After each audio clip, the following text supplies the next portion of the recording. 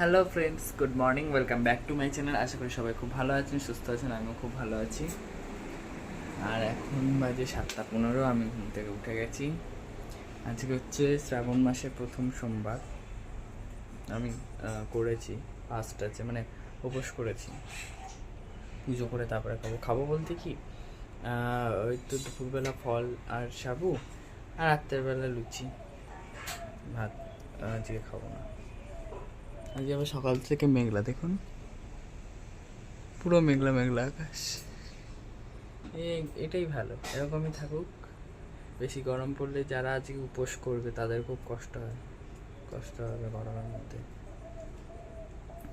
বৃষ্টি হয়ে গেছে এক পশলা, উঠোনে ভিজা ভিজা। আজকে গাছে ফুল ফুটেছে, দেখুন ওই যে দুখানা ফুল ফুটেছে।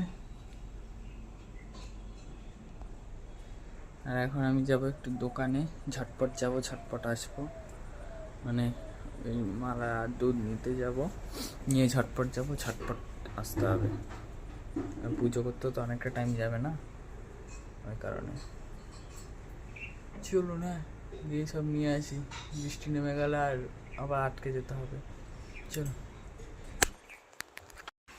আমি বাজার থেকে এসে স্নান টান করে নিয়েছি, স্নান টান করে রেডি হয়ে গেছি, যে ধুতি পরেছি, ওরা একদম পুরো রেডি হয়ে গেছে। আর আমার জিনিসপত্র গোছানো হয়ে গেছে সব কিছু।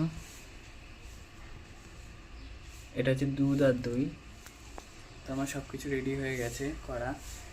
এবার এখানে গুছিয়ে টুছিয়ে নিই, তারপরে ওখানে মানে ওখানটা যাবো আর কি। আগে এখানে সব গুছিয়ে নিই, আমার সব কিছু রেডি। তখন বললাম না, দেখুন তখন সত্যি কিন্তু খুব ভালো মেঘ করেছিল, এখন আবার রোদ্দুর উঠে গেছে, আবার চলে যাবে। যাই হোক, একটু গরমটা কম পড়লেই ভালো, যারা উপোস করে তাদের জন্য একটুখানি আরাম হবে যদি গরমটা কম পড়ে। দেখুন দেখতে দেখতে ঘড়ির কাঁটা চলে গেছে 9:30 ঘরে। আমি এখন এসছিলাম, আমার এইখানে পুজো দেওয়া সব কমপ্লিট এই জায়গাটায় সবাইকে, কেননা আগে লক্ষ্মী, গণেশ আর মায়ের পুজোর পর বাবার পুজো করতে হয়। তো এবার আমি ওই দিকটায় যাবো।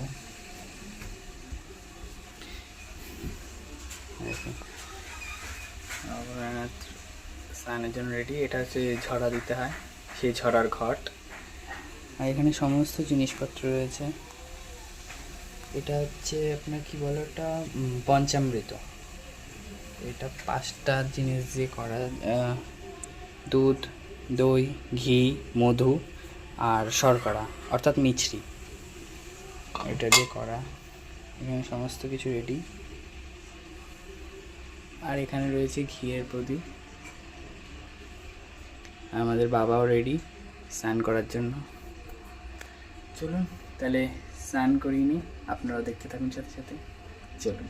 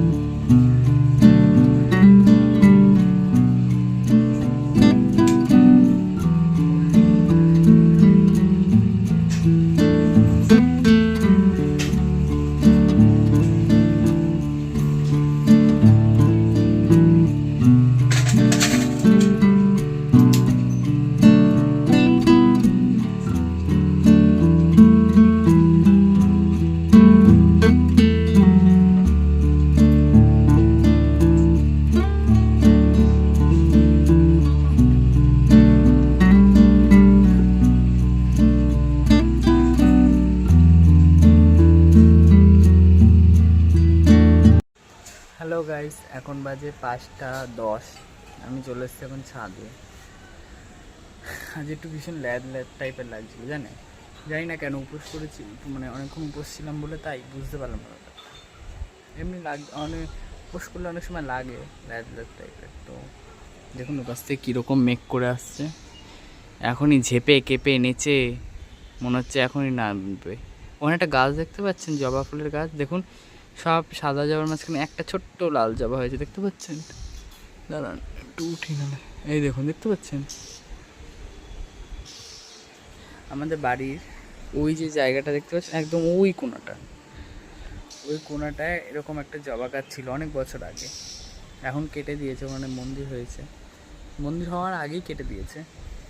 তো তখন ওই রকম জবা ফুল হতো, মানে 1000টা সাদা জবার মাঝখানে একটা লাল জবা ফুটতোই, একটা দুটো করে। দেখতে কি সুন্দর লাগে না? সাদা জবার মধ্যে ভগবানের অপরূপ সৃষ্টি, দেখতে কি সুন্দর লাগে। চারিপাশ থেকে এত সুন্দর মেঘ করে আসছে দেখুন, সেই মনে হচ্ছে এখনই আমপান সব ফণি ফণি সব একেবারে ঠেলে আসছে, হয়তো বৃষ্টির নাম মাত্র, তারপর আবার যে কেসি পালিয়ে যায়।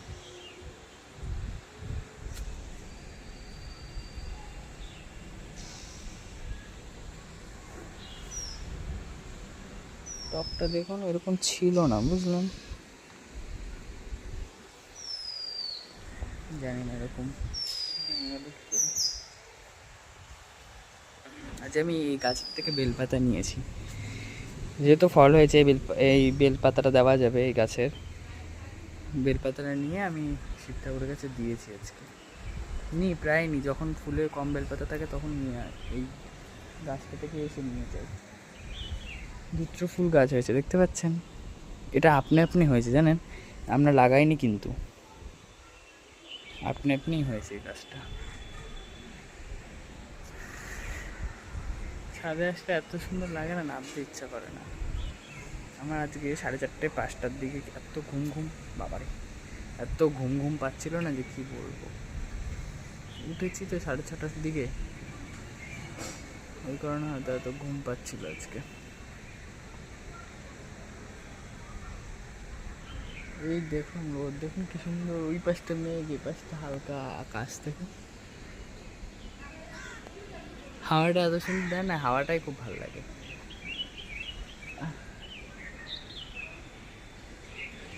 এই যে কীরকম সে বাঁশ গাছের মতো কতগুলো গাছ হয়েছে, কী গাছ কি জানি, পরিষ্কার করতে হবে জানেন ছাদটা আরেকবার। করবো কিন্তু করা হয় না, সকালের দিকে এত রোদের তেজ থাকে, আসা হয় না, আর বিকালে যখন উঠি এখন পরিষ্কার করলে গিয়ে স্নান টান করতে হবে, এই পরিষ্কার মাটি ঘাটি কেটে স্নান আমি করবো না, ঠান্ডা ঠান্ডা লেগে যাবে, তখন আরেক করতে গিয়ে আরেক হয়ে যাবে, ওই কারণেই। হাওয়াটা খুব ভালো দিচ্ছে, এই একটা যা মানে ভালো জিনিস। নেমেছিল বৃষ্টি আপনাদের কটা 12টার দিকে, ঝেপে খেপে খুব ভালো বৃষ্টি নেমেছিল, ওই জন্য একটু হাওয়াটা ঠান্ডা আছে ওয়েদারটা আজকে। একটা জিনিস দেখুন আপনাদের দেখাই, দেখতে পাবেন কিনা আমি জানি না, ওই দূরে দেখুন একটা কাঠঠোকরা পাখি ক্রমশ আয়নার মধ্যে না ঠুকরে যাচ্ছে। ও বুঝতে পারছে না যে আমি নিজেরই প্রতিফলকটা দেখছি, এটাও বুঝতে পারছে না। ওই দেখুন, দেখতে পাচ্ছেন? ও বুঝতে পারছে না কিন্তু যে আমি নিজেরই প্রতিফলকটা আয়নায় দেখতে পাচ্ছি, ও ভাবছে আমার কোনো প্রতিপক্ষ দাঁড়িয়ে আছে, আমি ঠুকরাবো।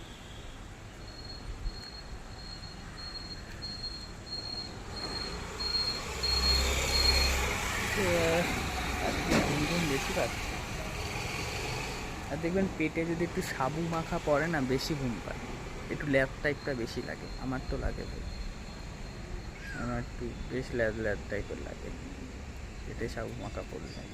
আমার খুব ভালো লাগে সাবু মাখা খেতে, জানেন? মাঝে মধ্যে আমরা কী করি জানেন, সাবু আনা থাকে ঘরে, তো কী করি, ওই ব্রেকফাস্টটা না আমরা সাবু মাখা দিয়ে করে নিই, মাঝে মধ্যে সাবু মাখা দিয়ে ব্রেকফাস্ট করে নিই, ভালো লাগে খেতে। আমরা সবাই বলতে কি, আমার দাদু তো খায় না, দাদুকে দেওয়া হয় না, দাদু তো অসুস্থ জানেনি, বাবা তো একদমই সাবু মাখা খায় না, রইল বাকি আমি, আমার ঠাকুমার মা, আমরা 3জনেই ওইটা খাই, দারুণ লাগে মাখাটা খেতে। চলুন এখানে খানিকক্ষণ একটু বসবো, বসে গিয়ে নিচে গিয়ে তারপর আবার আপনাদের সাথে কথা বলছি। একটুখানি পাইচারি মারি। দেখুন একটা বিড়াল শুয়ে এই বিড়ালটা না আপনাদেরকে বলা হয়নি, এই যে বিড়ালটা, এই বিড়ালটা আমাদের এই যে নতুন ঘরটা, এই ঘরের মধ্যে ঢুকে সেই কি বলে এই, আরে ভুলে যাচ্ছি, পা পোঁছার মধ্যে পায়খানা করে রেখে দিয়েছিল জানেন, মাকে পরিষ্কার করতে হয়েছিল। এমনিও আমাদের পুরনো ঘরে ঢুকে শোয়, সেটাতে কোনো অসুবিধা হয় না, সে শোক, তাতে কোনো অসুবিধা নেই। ও একা শোয় না, আরও একটা বিড়াল আছে সেও শোয়। কিন্তু উনি আবার মানে যে একটা কালো সাদা বিড়াল আছে, সে যদি আবার ওনাকে দেখে তখন ওনাকে আর ঢুকতে দেবে না ঘরে, সে সুখ, তাতে কোনো অসুবিধা নেই। কিন্তু নোংরা করলে না প্রবলেম হয় না বলুন? হ্যাঁ, যদি আমার নিজের পোষা বিড়াল হতো সেটা ঠিক আছে, কিন্তু সে যাই হোক পরিষ্কার করতে হবে, তাতে আমাদের কোনো ইয়ে নেই। কারণ ওরাই বা কোথায় যাবে বলুন? আমরা যদি তাড়িয়ে দিই ওরাই বা কোথায় যাবে? পরিষ্কার করতে হয়েছে তো হয়েছে, কী করা যাবে। চলুন নিচে গিয়ে আপনাদের সাথে কথা বলছি, ঠিক আছে? আমার বিড়াল দেখলে না আমাদের ছাদে সেই বিড়ালের বাচ্চাটার কথা মনে পড়ে যায়। পারবো হয়ে মারা গেল, আমি ভেবেছিলাম পুষবো, কিন্তু আর পুষতে পারলাম না। তারপর থেকে না আর ইচ্ছা করে না কুকুর বিড়াল কিছু পুষতে। যতবারই কুকুর ভেবেছিলাম পুষবো, কিছু না কিছু করে মারা গেল। বিড়াল ভাবলাম পুষবো, কিছু না কিছু করে মারা গেল। ওই রাস্তায় যে কটা কুকুর আছে তাদেরকে ভালোবাসি, বিড়ালগুলোকে ভালোবাসি অনেক। ঠিক রাত্রি 11:30 বাজলেই ও মানে ও আগে ঢুকতো, এখন ওই সাদা কালো একটা বিড়াল এসছে, কিছুতেই ওকে ঢুকতে দেয় না। ও ঠিক মানে 11টা 11:30 দিকে ঘরে ঢুকে যাবে, গিয়ে খাটের তলায় ঢুকে শুয়ে থাক। আমাদেরকে যখন খুব বৃষ্টি পড়ে তখন আমি কী করি, আমাদের ঘরের জানলাটা হালকা করে খোলা রাখি, যাতে ও ঢুকতে পারে এবং ঢুকে বেরোতেও পারে। তো ও ঢুকে শুয়ে তারপর বেরিয়ে যায়। তো কোথায় যাবে ওরা? ওদের যদি আমরা আশ্রয় না দিই ওরাই বা কোথায় যাবে? অনেক লোকেই আছে যারা দুচ্ছাই করে, কেউ মারে। এটা তো উচিত না করা বলুন? আমরা যদি ওদেরকে একটু জায়গা না দিই, একটু থাকার জন্য কোথাও বাসস্থান না দিই, ওরাই বা কোথায় যাবে বলুন তো? চলুন অনেক জ্ঞান দিয়ে ফেললাম, নিচে গিয়ে আপনাদের সাথে আবার কথা বলছি, ঠিক আছে? চলুন। আমি নিচে চলে এসেছি, আর এসেই গাটা ধুয়ে নিয়েছি, গা হাত পা একটু ধুয়ে নিলাম। প্রত্যেক দিনকারই আমার ডিউটির মধ্যে পড়ে যে ছাদ থেকে নিচে নেমে এসে গা হাত পা ধুয়ে নেওয়া। তারপরে আমি ড্রেস পুরো চেঞ্জ করে তারপরেই আমি ঘরে ঢুকি ছাদ থেকে নেওয়ার পর। আর এখন বাজে 5:40। তো ওদিকে আমার মা সন্ধ্যা দিচ্ছে, মা সন্ধ্যা দেওয়া হয়ে গেছে।